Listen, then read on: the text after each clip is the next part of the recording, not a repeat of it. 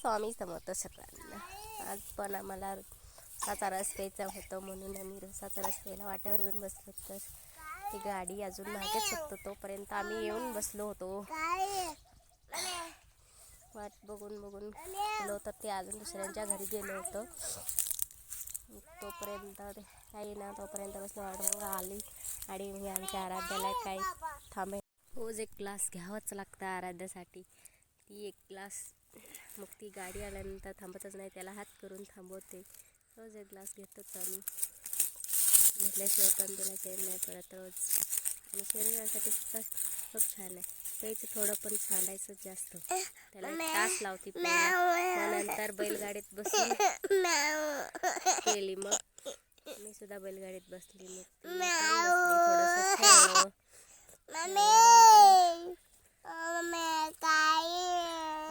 थोडासा टाइमपास केला असं झाडाखाली. शेळी वैरण खायचं सोडून माझी ओढणीच खात होती. मग घरात गेलो, थोडंसं केसाला कलर केला. खूप दिवसाले कलर केला नव्हता केसाला. मी साधा सिंपलच मेहंदी लावते, मिशे मेहंदी लावते. मग ते थोडंसं भिजू ठेवलं, नंतर डोक्याला लावलं. हातालाच लावते मेहंदी.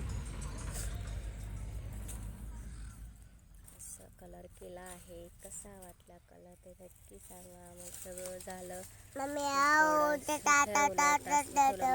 घेतलं. ही पण डोक्याला लावूनच